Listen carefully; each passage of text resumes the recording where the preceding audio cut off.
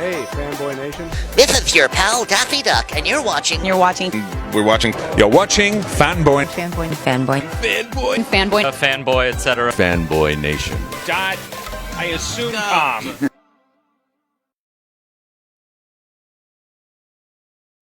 I was a part of the first film as the voice of the demon in Cholo Zombies. We are talking about the sequel, Cholo Zombies Monstrous. Pete, how are you today? I'm good, Robert. How you doing? Listen, man, it's great to catch up. It's funny how we met. You were about to tell the story to your director, Mark Newton, and I didn't want to interrupt you with that, but we're talking about your Cedar Films Cedar Film Studios project. So, fill us in. Absolutely, it is great to see you again. It's been a minute, and you were the voice of the demon with Paul Rodriguez. It's one of my favorite scenes, actually, and we throw some comedy in there, and you talk about taxes being high, and it makes me laugh every time I see that part. But you did a great job. I don't know if the audience knows how many voices you can do, but they probably do already. But wow, you're really talented, and yeah, and so we did the sequel after Cholo Zombies. We go, let's take that main character or one of the characters and make him the figurehead, and we're really pleased with it. It's called Cholo Zombies, Monstro, and we're not going to stop there. We're doing Cholo Zombies, which is in progress right now, and but we're really happy with how it came out. We actually we went to New Orleans. They had it's kind of like a Magic Mountain theme park there in Katrina. Do you remember that big old Hurricane Katrina that wiped everything out? It destroyed that entire theme park. I mean, just totally just mauled it. And so now they rent it out to film sets or whoever wants to do it, but it's overgrown with foliage and there's snakes everywhere and alligators everywhere. It was crazy, but we went there and we filmed there for 3 days and did a bunch of stuff in the amusement park that you'll see in the movie. It was a lot of fun. It was an experience. It's kind of trippy walking around a dead amusement park. I mean, there's even the prizes, you throw a ball and win a prize. There's even prizes left up that were people vacated, and some of the things are just destroyed, but some of them are like they could start. You could open up a booth right there, 20 something years later. It's amazing. It's incredible how some destruction like that could turn into the perfect movie set for a horror film like this. Oh, it was great. It was. I wouldn't change anything. It was really the perfect setting, and we took advantage of it. We shot a lot of different places there, and it really has a big part and a big role in our film. It's always great when the background can become its own character. Yes, it does. It has its own folklore, and it's so much better than shooting on a green screen or some fake little amusement park to make it look big. Or this was the real deal, and it fit the characters. And one of our favorite characters that you'll see in there is called Psycho Payaso, and like a crazy clown, right? And he is Wilson Ramirez plays that role. The guy who played Kilroy, great actor, and he crushed it. We want to spin off with Psycho Payaso as well. One of these sequels. This is something that's going to be long term. We're gonna shoot one of these every year, a year and a half, and just keep building on our product. So we're real excited. Nice. Well, if you'll have me back, I'd love to come back for a sequel. Love to have you back. Yeah, you know what? And well, there's other voices. It's funny because every time I think of a voice or a dispatcher or whatever, yeah, you come to my mind. So, I mean, you can do anything. I've heard all of them. Yeah. Well, it looks like you had a great time with this. I mean, Vincent's in this. Loretta Vampz is playing Vampz in the film. When you decide to make a sequel to a film like this, and like the original, and then now you're making a sequel, do you try to keep it in theme, or is there the fear that becomes like you know, Friday the 13th, where now we have 80 of them that like Oh, at one point we got to leave yeah, the camp and like who keeps going camping in this place? exactly. I think some of those things get ridiculous, right? Like it's like, why would anybody pay? Not particularly for that movie you just mentioned, but movies like that. And it's like it's the same thing, you know. It's you could actually put different faces on the people, and probably nobody would ever know it's the same movie. No, we try to go where the movie wants to go. Like the difference between, I guess, our characters and other characters in other movies are our characters. I mean, these are zombies, Cholo zombies that you know, are living amongst us, and they're trying to survive, and they have certain rights that were given to them, you know, during between certain hours because they need people to live on. And you know, it's a unique movie. And when there's so many different elements that we could go. So for example, Chola Zombies, which Loretta Vampz, who's you know, her star is budding. It's just on the verge right now. And once Chola Zombies comes out, it'll be, you know, she'll be a household name pretty much. And and so when you start looking at it from a female point of view, like a female gang and you know, a female perspective, a whole new world opens up. So every like sequel that we're going to do is going to have its own world, basically. Psycho Payaso is different from Monstro, and Monstro is different from Loretta Vampz. And yeah, we don't think we're going to run out of ideas. And if we ever did, we would just stop. We wouldn't. You know, there's like some people just chase the money, and I think that's wrong. You know, I go, um, what's the point, right? And when you chase the money, like let's say they offer you a certain amount to do this, and you've done it already. Well, you're cheating yourself because there's a year. Well, it'll take a year of your life where you can't do something that really is art or really is important. Right. Well, it seems like you're having a lot more fun doing the independent films because, you know, you tried your hand in Hollywood and all the mainstream stuff that was going on over there. And, you know, last time we talked, you were a bit disenfranchised with it and like how the politics was getting a little too involved in the art making. How much more freeing is it when you get to make horror comedies, or if you want to make a faith-based film, or if you want to make, you know, a drama or whatever else, that you can tell the story in this own light of yours? It's fantastic. I mean, when you take other people's money, you know, I mean, biblically it says the borrower is slave to the lender, right? So at any time when you take other people's money, you are obligated to perform what they want you to perform. When you use your own money and when you do your own thing, you answer to nobody. And that's what I really enjoy, is that I can do a project. And you know, I don't get me wrong, I collaborate with Mark, I collaborate with Eric, I collaborate with Alejandra. She's a new director that joined us.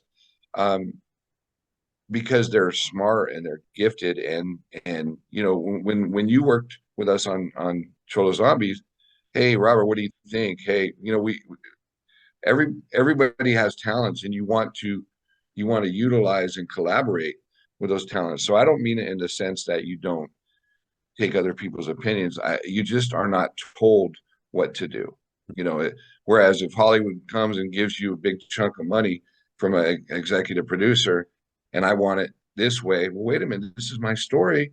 Well, I'm bringing you the money, so you do it my way. No, that's not going to happen. I'd rather make a movie that isn't mainstream, but it's whatever's in my mind. That's what I'm trying to do. You know, well, it reminds me of a film I just recently reviewed, and you could tell that satiric, like the original concept, this could have been the greatest comedy since Blazing Saddles when it came to satire. And then you can tell where the studio got involved because it somehow got twisted and became a rom-com. And I'm like, who the hell wants to see that when the whole point of this was to be satirical? You're right. It's so sad when you watch a movie, and now that's it's your world, it's my world, and you know exactly what's going to happen. There's a formula, and you go, okay, now this guy is going to do this. This guy's going to do this. My daughter watches a certain channel that a lot of ladies watch, and I can't watch it because you know exactly what's going to happen, and it's like that's the worst. And but they've you know put that formula together because it makes money, and that's what it's all about. So if that's not your primary objective, don't get me wrong, we all want to make money, we all need money to live, and to do other projects. But if it's the number one important, it should not be number one on your list. Art should be number one, and then money. And if you go by that, you might make it, you might not, but you'll do what you want to do, and you'll die knowing that you did what you wanted to do. Right. And you get to retain your integrity, which is what you've done so far. Well, thank you. I've done my best at doing what I want to do, and I appreciate that because it is important to me. We've got several films coming out, and each one of those is from my own mind and my own heart, and with, like I said, collaboration and other intelligent people putting their thoughts in, and me coming to a conclusion that whatever's best for the film is what I want to do. How did you come up with the concept of Cholo Zombies? Because I mean, it's a horror comedy, but like, there had to have been some catalyst that you said, you know what, this would be really funny. Yeah, actually, it was at some old friends. We were having a barbecue, and it started off with Cholo Zombies. So it was we were having a barbecue. Paul Morales, Joe Castro, Joe Santana, all of them are in the film industry. And we were talking, and I had thought of it before and giggled about it and laughed about it. But we really got into it during this barbecue, talking about, wouldn't it be funny if, if Cholos turned into zombies, and then how would it come out? And I've worked in the Latino world I've actually been in the Latino world ever since I was a young boy. So I'm very familiar and comfortable in that world, and know the nuances and culture. So it was very easy for me and to get into that. So it just, from there I started writing, and it just kind of just snowballed, and there it was. And then we had a couple of incredible actors, Carlos Carrasco, of course, Paul Rodriguez, just top of the line people. And that I remember from my childhood, as they were growing up, and we all remember Carlos Carrasco with Blood In Blood Out, of course, but also Speed. Do you remember him as the guy in the bus in Speed? Yeah. He was hilarious. And so he was one of my favorites. And then we had other famous people on there, doing cameos. So it was just a lot of fun, and it just kind of made people laugh, because there's things that happen in the Hispanic community that don't happen in other communities or other cultures. And if you know that community, it's that much more funny. Yeah. Well, it looks like you've been having a good time. I mean, you got some cop thrillers coming out. You got a lot going on. But, take us through the release of Cholo Zombies and what's happening with this one. Like Well, this one, installment. yeah, so Cholo Zombies and Monstro, Cholo Zombies Monstro, are being released. You can find them now on any streaming avenue. They've been released over the last couple months, and they're ready to watch and enjoy. And we think that you'll have a really good time. We think you'll fall in love with Monstro. They're the first zombie couple ever, Monstro and Loretta Vampz, that had a child, and that's funny in itself. And then they have a custody dispute, just like 50% of the people in America, right? And then there's something happens to the child, where both can have custody. It's very interesting, and it's just really farcical, comical, loving. It's a feel good story. It's pretty cool. I think everybody's going to really enjoy it. and it'll lead to, of course, Chola, which is at a whole new level. And yeah. Are you guys going to have a booth at any of the horror conventions, Son of Monster Palooza or Midsummer Scream or any of those events? We probably won't, just because we're so busy. I mean, we have a small team and we're always shooting, and we're always, not to say I wouldn't love to do that. I mean, I think it's important, and maybe we should. Robert, maybe I should look into that. But we are just so busy preparing shooting. Even to take a day or two or a weekend off is like, feels like we're behind now. You know what I mean? Like when you're like, man, I wasn't productive those 3 days. I lost 3 days in the next project, that we want to do, and so we're really we probably lack in marketing. We lack in going out there and seeing all the people, because we're so entrenched in doing our projects, and it really is our love. And I mean, there's nothing but, what they say, like I heard that saying, that the worst day on set is the best day anywhere else. And it really is true. I mean, I've fallen in love with filmmaking and all that goes into it. And it's just such a great world. And then to bring it to other people, what you see in your mind is just so cool. Well, the way you guys work, and you guys work quick, you have fast turnarounds. Charles Band does that with Full Moon features. Was that kind of an inspiration as well for you, seeing the guys that own their own IPA like Charles and go, all right, I'm going to do it that way myself? 100%. It's like, and not to, once again, not to be controlled by the biggies, right? So you go, we can take as long as or as little as we want. If something's not right, we can make it right and take the time to make it right. Sometimes we take too long. That's, and because the longer you take, you're not generating revenue from that product, which can't be used in a future project. So that makes it very difficult. But yeah, controlling your own destiny.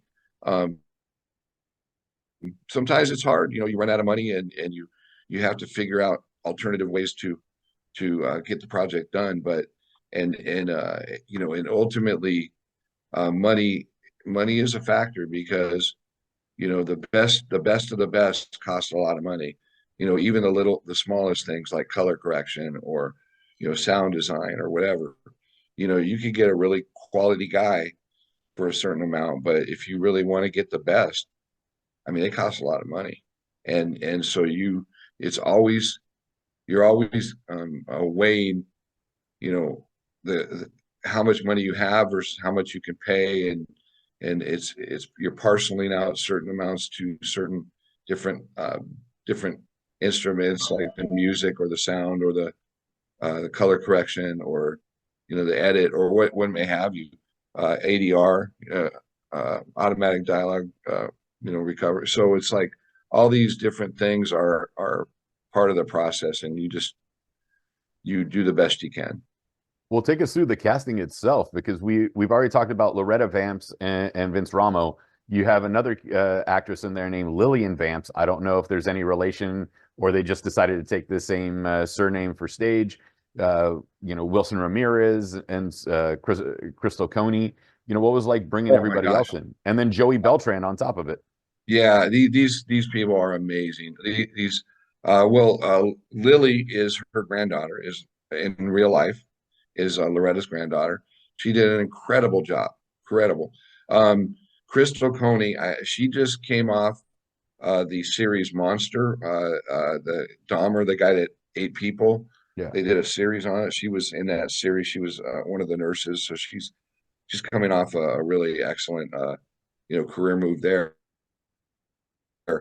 Crystal Coney was amazing. What a great actress. Joey, the champion, bare knuckles. How do you do that, right? Bare knuckle champion, I fight talked to like that. Joey ringside for that, and I was like, man, I don't want to get on Joey's bad side. I mean, he fought in Bellator, he fought in UFC, he's the bare knuckle Right. heavyweight champion. I've seen him defend the title, so no, he's a good guy too. Yeah, he's great. Well, thank God he's a good guy because he could kill people. I mean, everybody thinks they can fight, right? And they're hard and everything. And then you see somebody like that who can take the punches.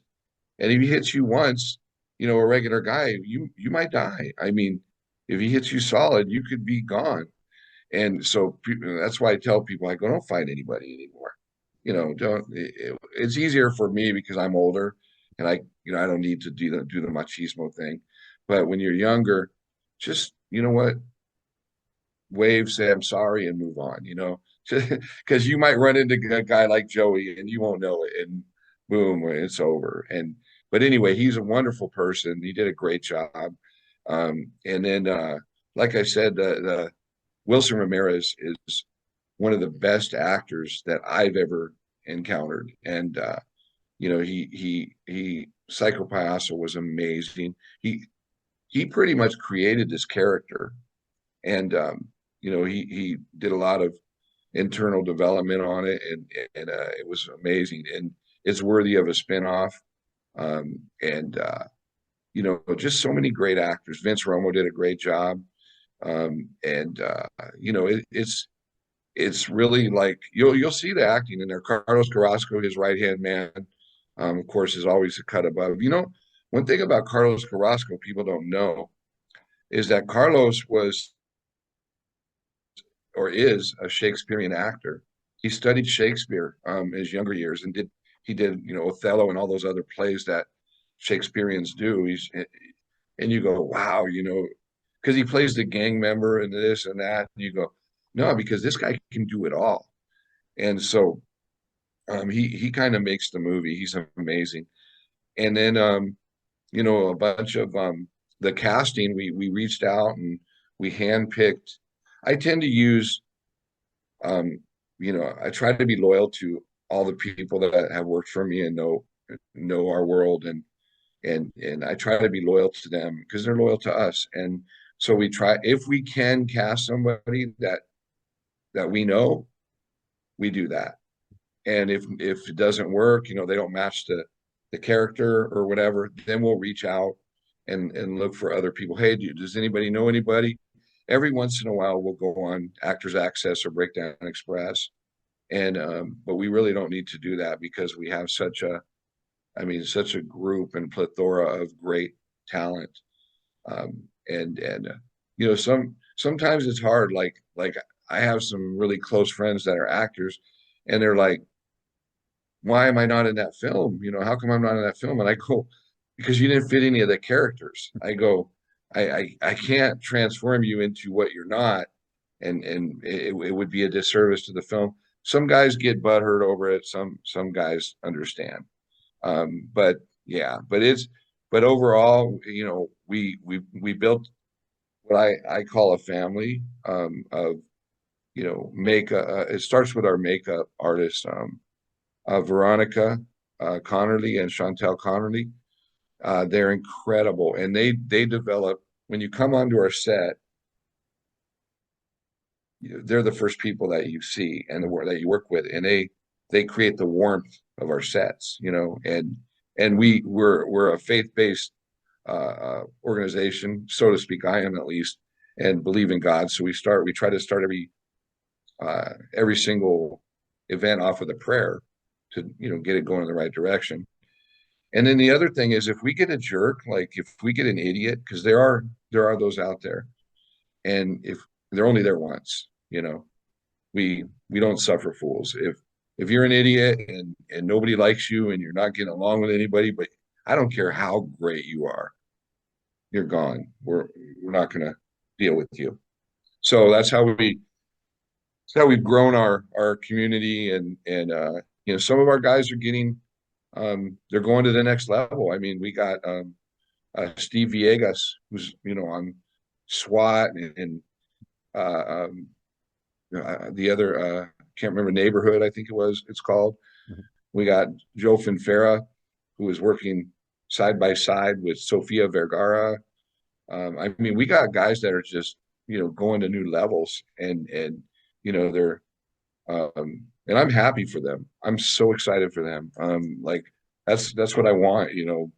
Go grab that star that you've been trying to get, and then and we take chances on people too. Younger people that are eager and they're go-getters. They'll start off as interns, working for free, and then we teach them. They learn, see what they got.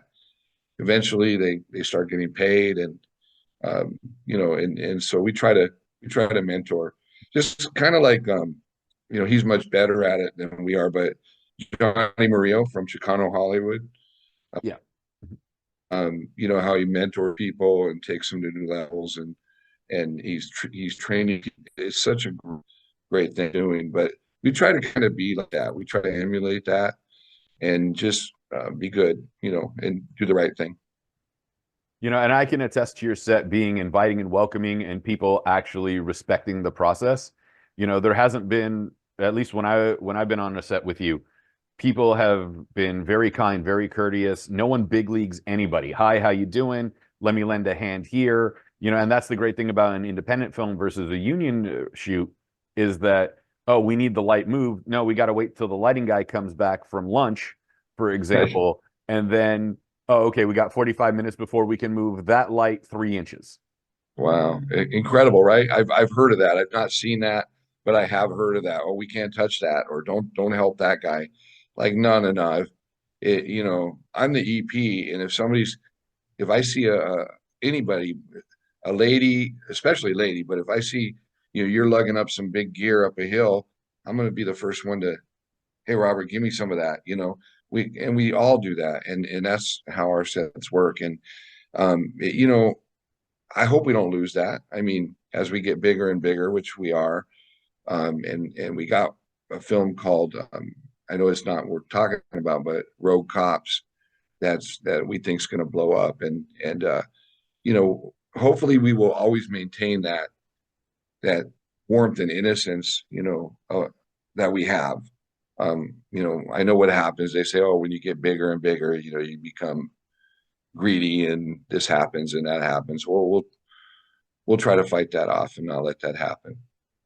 Right, but I mean, again, I use Charles Band as an example, but then there's also Adam Sandler. Look how huge he has, and he still has his core crew that work together with each other. And then Judd Apatow followed that Sandler model. So the model is there, and it's been used. And whether it's owning your own IP or working for somebody else like Sandler and Apatow, you still have your core group together. 100%, Rob. It's funny because everybody has the best whatever, right? Oh, I have the best sound guy. Oh, I have the best makeup guy. You'll hear other people. You should use my guy. He's better. You should use this actress. She's better. And you're like, and I'm glad they think that. But whether it's true or not, it's probably not true that they're better than mine. But there's a thing called loyalty, and you even if they were, let's say you had a sound guy, and even if that guy was a little bit better, the other guy, you don't just say, hey, Fred, sorry, bud, that guy's he's better than you, and I'm going to use him from now on. No, that's what that's how you get problems. And Pete, I wanted to let you know that Eric Ibarra, the co-director of Cholo Zombie Monstro, has joined us for his portion of the interview in today. Awesome. Eric, how are you? It's nice to see you. Doing well. Thank you for having me. Listen, Pete and I go back a long ways. I was the voice of the demon in the first one, so as soon as I got the call, they're like, "Hey, we want you to interview Pete." I was like, "Of course, let's talk to everybody." So, take us through your role, since we've been talking about the executive producer role and how Pete has implemented, the communal aspect of making films. How did you come along and become co-director with Mark Newton? Yeah, so I directed the first one. I've worked with Pete for maybe 6-7 years now. We've produced, almost 8 films together, I think, in different capacities. And Yeah, coming out of Cholo Zombies 1, you know, I think Pete and Mark had a vision to a certain story style to kind of, you know, adapt the franchise. And I think ultimately my role on this, coming from production, definitely having a pretty heavy production background, was to kind of get us through development into actual production. And then yeah, I was the cinematographer as well as kind of, you know, our first AD, like on-set producer, just kind of bringing us uh through the project of an indie feature film. I think a lot of times you know, these films at this level have so many moving parts and so many different types of potential obstacles that you go, okay, so everyone's got to take a piece here and there, and we have to work together. And while ultimately the funnest part is always the creativity of it all, I think being able to balance the logistics and being able to balance the realism of, okay, we're actually trying to create something. Pete's putting some money in on this. We better be able to create something cool, right? So I think that's part of the fun of it, is going, we have this challenge now, we're gonna go and do it. Yeah. And Pete, how did you and Eric become friends? Because I know you and I came together through a film society or a film group, and like, you know, I think you met Eric probably a year or so before you met me at this point. You know, Yeah, how'd that yeah, partnership come about? yeah. It's well, I was he's best friends with my nephew, and I had my nephew directing a couple films, and me and my nephew we had you know, he's a great director, but you know, we had some clashes, and so Eric was Chris's right hand man at the time, and Chris uh, did some stuff, and I saw how talented Eric was. You know, like he filled, like he said, he would fill gaps without looking for appreciation. You know, he would do things that the regular person would not notice, and it would for the end goal, the objective is what we're all trying to do. And so I noticed all these things happening, and I also noticed he was pretty good with people, you know, talking and working and this and that. So there came a time when I forget which film it was. Maybe it was Shadowboxer. I'm not sure, but I said I offered it to Chris because, you know, in my heritage, family comes first, you know, and you always offer it to your family. And Chris was ready to move on to other ventures, and then Eric was, you know, an obvious choice once Chris said no, and at that point we became very close and worked together and did some great projects together. And Eric's a communicator, which I really like because you know, we'll call on the phone and work something out, you know, 2-3 hours dealing with an issue, so there's not an issue on set. And you know, I really enjoyed that part of it. And Eric's very, very talented, and he's picked up a lot of great projects and done incredible things for me, and will continue. And so it's a good relationship, a friendship also, but also, you know, it's not hard to keep when you people say, oh, you don't mix friends in business. Well, it's not hard if you're the same, you know, you have the same objectives and you have the same goals, and you love what you're doing and you love filmmaking, and why wouldn't you be friends too? You know, why would you stop just, you know, just that business? So yeah, so I enjoy, even though he's a youngster, you know, and he laughs at my unwokeness and my political views. It tells me there's things you can't say in 2024 when I make a mistake. He brings that up often, but yeah, we're great friends, as well as I respect him very much professionally. Yeah, And Eric, I'll just build on that. Oh, sorry, RC. no, go ahead. It's all right. Yeah, I think one of the things that I think that, you know, Pete's a great leader, and you've known him for a while, and he's built a really cool film community around, you know, his work, but also just around, I don't know, the area. And I think one of the things I know that like I really appreciate and I feel respected for my own like filmmaking journey. I think like, you know, Pete and I are friends, and we like, yeah, we definitely like have lunch and like hang out and just talk about life. But I think when it comes to work, he recognizes that, like, I'm 31, I'm on a different journey than he is, and in a lot of ways, Pete's fulfilling his a really cool second career, right? Like, and I think seeing, like, if I'm like, hey Pete, I'm gonna go do 6 months and probably not like work with you for 6 months while I try to do this other project, like, there's no disrespect there. It's yeah, Eric, go like kill it and then come back, or don't come. I think it's all about, like, how can we help each other, but also respecting that, like, not every project we're going to work on together, but supporting the projects in the ways that you can, for Rogue Cop, for example, that just came out. All I did was cinematography for like 2 days, but those are days he asked me to come help, and that ultimately I wanted to work, and it worked really well. And that wasn't a project that I was as heavily involved in, right? And I think that's something that Pete does really well, is recognize that, like, all the people he's working with are ultimately people trying to live their own lives too. Yeah. True story. Yeah, and Eric's so talented that I started. We always laugh when I write a script, because I write interesting. I used to write novels, so I write bullet points now, or whatever, or ideas. And then Eric and his best friend, Griswold, he's a Stephen Griswold, who's a script writer in New York, will fix whatever I do, and right? Am I right, Eric? And, yeah, no, the very first script Pete ever gave me was about a 15-page prose document on Google Doc, and I was like, this isn't a script, Pete. So I've since learned how to write scripts, but they've taken care of me for a while. So I did something pretty. It came to me. It's called The Narcissist, and and it's a great script, and it's a phenomenal script, and I hope that we get to do it. We're waiting for funding now. We'll see what happens. But that's always, everybody says they're waiting for funding, right? Sometimes you just got to go make it yourself, go do it, and that's what we're good at.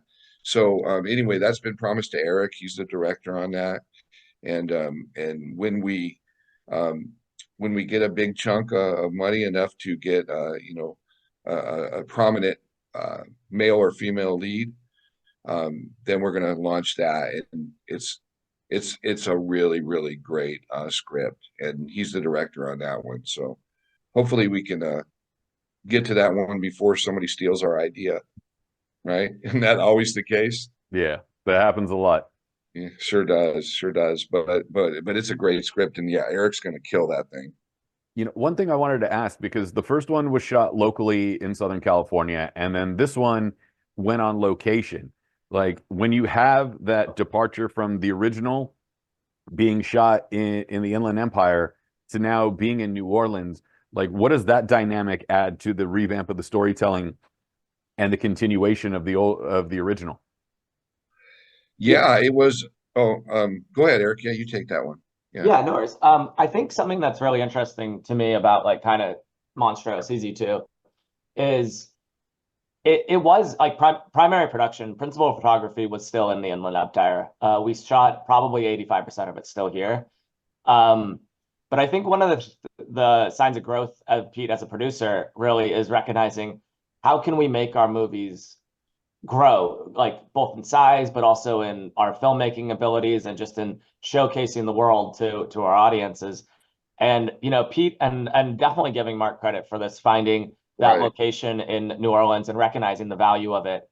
Definitely a hard shoot. We're still an indie crew. I think we had like four crew members. Me shooting, me ACing, gaffing myself, running sound myself. Like, it was a grinder. But recognizing how to accomplish, still on an indie project, footage and shots and storytelling that we're proud of, that can bring our audience into something new. I think the Inland Empire is a beautiful place, and the OC is awesome, and you can get some really cool stories out of there, as evidenced by a lot of Pete's projects. But I think one of the reasons we really pushed for that end of the story, because as we built the script, that wasn't in there at the top of production. At the top of principal production, we kind of had this like epic ending, but we really didn't know the location yet. But we were going into production because we were like, the project's gonna fall if we don't go. And I think finding that in the journey was really great. One thing Pete's really awesome about, and I think there's definitely different producers I've worked with have different mindsets on this, as a director on different projects, I definitely have a mindset about this, but allowing the story and the project to adapt and grow itself during production is something that Pete really enjoys and embraces. I think a lot of filmmakers occasionally have too rigid of a plan going in. I think a plan is very important. I think pre-production is incredibly important, but I think being able to recognize the value of like the moment as you're doing production is something that Pete really does well. And that's something he did with realizing that New Orleans would be awesome. Yeah. Yeah, I actually, thanks, Eric. I actually argue sometimes with current directors or whoever is involved in a project who are too rigid. It's like if you have an inspiration that 15 minutes before the scene, you know, implement that inspiration. There's a reason it's coming into your head. And so many people, no, no, no, the script says this, stick with the script. No, Or why their are you? shot list or their Yeah, yeah, schedule. Yeah. yeah. And so, you know, yes. And the story sometimes wants to write itself, even though you got a core. And but thanks for shouting out to Mark, because Mark is actually the person that wasn't me that got that location. It was Mark, because Mark Newton lives in half the year in New Orleans, so he knew of uh, this theme park. He knew the situation, and he was able to contact the people to rent it. So that's what happened there, and it was a great find. And I think it was a great finale, Eric. I mean, I mean, I yeah, think something I learned from this, that while I always knew, I definitely learned from that project, is that when you're doing an indie project, finding epic locations that can play on themselves really can grow your project. I mean, ultimately, we ended up the movie that I did after that was called Tomorrow's Game, that Pete also produced, and I was the line producer and yeah, worked behind the scenes on that one. But one of the big pushes I had on that project was we need these epic baseball stadiums.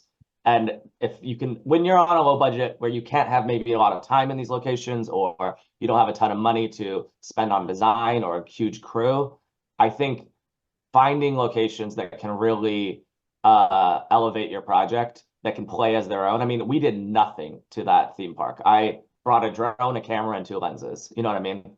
I brought, I think, like 3 lights in a suitcase that I threw in the suit in the, like, yeah, it was all shoulder rig on my, it wasn't like anything crazy fancy. I climbed some to get some higher shots. I climbed on top of some rides, like, right, but it wasn't like we had cranes. We didn't do anything at all insane filmmaking, but just the location itself was so interesting and unique. And so I think that's something that I learned from this project, is finding epic locations can really elevate low budget indies.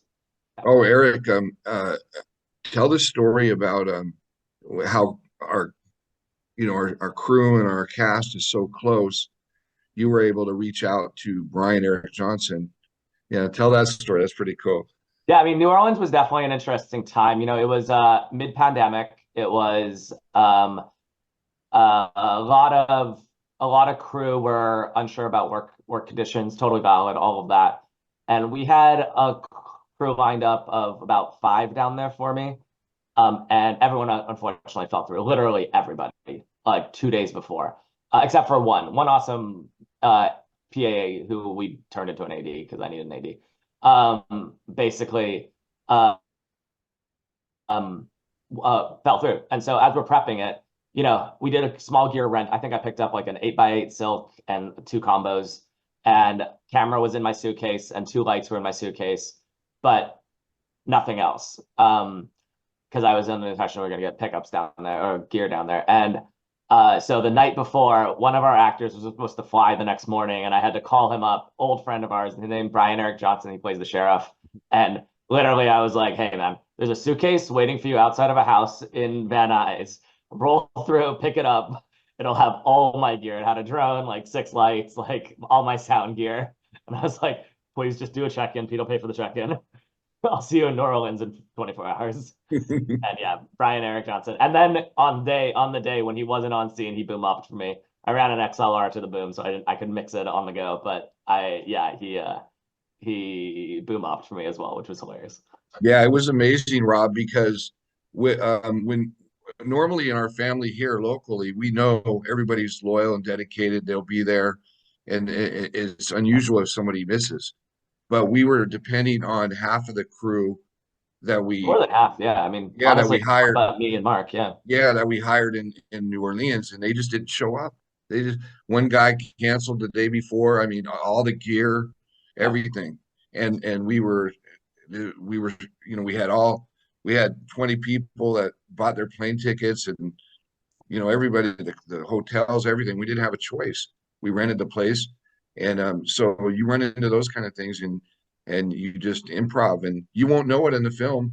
Eric and and Brian and Mark, they were incredible. You will not know that we had half a crew or even less than half of a crew, but because it all ultimately, and I always repeat this to filmmakers and even my guys sometimes. Look, you can have 1,000 people working. All that matters is the final product on that screen. That's all that matters. And so, and you And that won't you treat know. people well. And that you treat people well. Oh, no, absolutely, yeah, absolutely. But it's like for the super large crews, I'll put our stuff up against them any day. And I can, it's like Tomorrow's Game, the movie that they did. I mean, we got you'll know this because Rob was an announcer for the Rancho Cucamonga Quakes, and we used what was it out there in Lancaster, the Oh, we used the stadium? Jethawk Stadium. Yeah, we went to the Yeah, Jethawks for a week. The yeah, Lancaster Stadium. Yeah. yeah, and it was a beautiful stadium, and it really professionalized our set, and Yeah. and so yeah, we just everybody pitches in and makes things happen, and you know it was a great experience. Well, I'm glad everything's going so well and everything's still being a lot of fun. It's the film's available now on VOD, correct? Yes, you Yeah. can get it on any streaming service, and both of them actually, Cholo Zombies and Cholo Zombies Monstro. Yeah, I was telling Pete, you guys got to hit some of those horror conventions like Son of Monster Palooza and Midsummer Scream. No, absolutely. I think, yeah, it's an interesting audience. It's a comedy, but it's definitely still a horror, which is always a fun. Yeah. Yeah. yeah. Is there going to be a push for like a DVD release with bonus features or anything of that sort? Or are we just going strictly digital? Actually, no, they've already signed us up for that. We thought it'd be out for Christmas, but it wasn't. Who knows? Behind the scenes, sometimes all that stuff you don't really know how they function. But yeah, it's slated for that. So I'm wondering if they're going to release it. Wait till this next Christmas and do that. Because Christmas is your big push and moneymaker and everything. So I think they're probably going to wait for as we build this audience, and then maybe November, uh, put it all out there, and we're up for anything really. And but yeah, we really can't wait for your feedback and for people to tell us what they want more of, and we're just excited. We're excited to talk to you, Rob. It's like, yeah, it's just like we talked about. It's been a little while, but it's good to see you. Oh, it's great seeing I you. read your website. Your stuff is really cool. Your reviews are really great. Oh, thank you very much. Yeah. Yeah. No, it's just, we got to have fun. And, the pandemic kind of pushed everybody in different directions. So we haven't been able to talk as much. I mean, even we did talk during and a little bit after, but, Yes. everyone got Yeah. pushed out in different directions. So it's always great to reconnect, especially, when there's no falling out or animosity. Exactly. And it's some of the events that we've been to and everything, and regarding film, what are they, script meetings and get-togethers and all this, and I tell people, I go, just do it. Like I went to one script class, and I call it class. It was a group meeting from uh, Meetup or something like that, and I expected there are people working on their script 6 years, 8 years, and they've been there forever, and I'm like, you know, grab a camera and shoot your movie, right? Get some friends together and make it happen.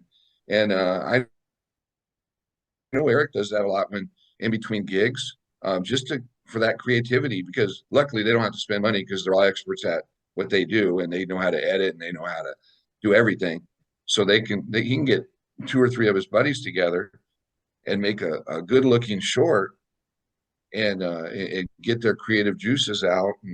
And I think everybody should do that. There's no reason to sit on something, you know. I think, yeah, I mean, I think something that I've been learning a lot is that, like, at the end of the day, like, you're gonna make something or you're not. And I think like a lot of filmmakers have projects that are so precious to them, which I do as well. I mean, I can openly admit there's like 4 scripts that I've had on my computer for 7 years, you know.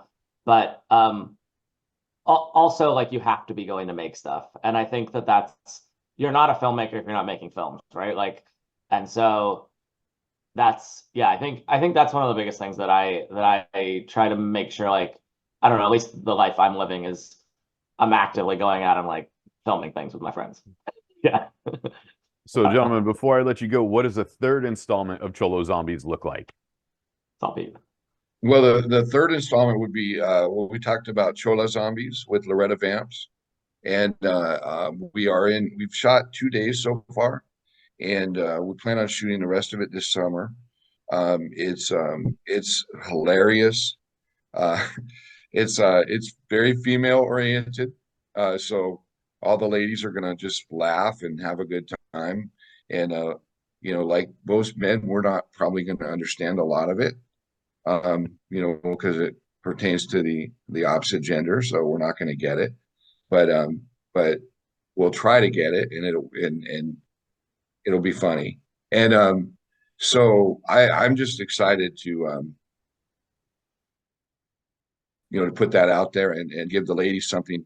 Plus, it's gonna give a lot of female actresses an opportunity to shine and maybe get on a platform and show what they can do. That's always a good thing. We like to give people, like I said earlier, opportunities. And so I think it's going to be big. I think it's really going to be big. And I know Loretta Vampz is already popular and Monsterpalooza and Comic-Con and all that kind of stuff. And I think it's just going to amplify that already. And Eric, anything you want to throw out the last phrase on why we need to see both films? They're fun. They're really fun. I think that's the simplest thing. If you want to watch a fun movie, they're really fun movies. Which is what we intended to make. And you get to hear me in the first one, so And you get to hear RC, so obviously that's the reason. I was Eric. All 2 minutes of me. Eric the was funny part is I edited as well, so I'm sure I put your voice in and I didn't recognize. I'm sorry, I apologize. That's all right. I had to change it up for it. So Eric, he was the when he said taxes are too high and. Oh yeah, of course. Yeah, okay, cool. Yeah, absolutely. It's one of my favorite scenes. It makes me laugh every time. Well, taxes are too high. It's like. Well, when you get to work with Paul Rodriguez, I mean, come on. Oh my God, the legend Paul Rodriguez. It's like I remember you were excited about that when it happened, and I was excited for you. And hopefully you clip that out and you send that out for yourself. Well, you got to send me the film. I haven't seen the final product. Okay, you know what? I'll make sure you get a clip of that because that's right. You got to put that out for yourself because I appreciate it. Because that's really good work. Really good work. Yeah. Gentlemen, where can we find you on social media? Pete, let us know where we can find your production company's website and everything else so we can have people connect with you. Yeah, to be honest with you, I don't know. I don't know any of that stuff. You sent me a Zoom link. I clicked on the link. That's the best I can do. Yeah. I think never mind the fact that the production company is called what's it called? Excuse me, Cedar Film Studios. That's it. Yeah. No official website for Cedar Film Studios at this point, or I'm not sure, to be honest with you. Not at the moment. No, not at the moment. In development. In development. Yeah. On a simple note, just because I do work with Pete so much, if you'd like to get in contact with Pete, actually the way that he's very successful is through his IMDb. So you can look for Peter Bollinger on IMDb and through all the movies and see all of his discography because Pete has a pretty intensive discography. For myself, I'm Eric Ibarra. I'm at Eric Rafael Ibarra, ERICRAFAEL IBARRA on everything. And yeah. Gentlemen, Yeah, and if go you ahead. need Rob, can I interrupt? Yeah. If you need to get a hold of me, just get a hold of Eric, All right. and he'll send it to me. Okay. Yeah. Or I'll just call you myself if it's me. Oh, That's yeah. that's even better. That's even better. Gentlemen, thank you so much for your time. It's been a great pleasure talking about Cholo Zombies and Cholo Zombies Monstro. Available on VOD right now. Horror comedies are well worth seeing. I got to see the second one before even the first one, so it's going to be interesting to go watch them back to back. Awesome. Thank you, for your Robert. time, Rob.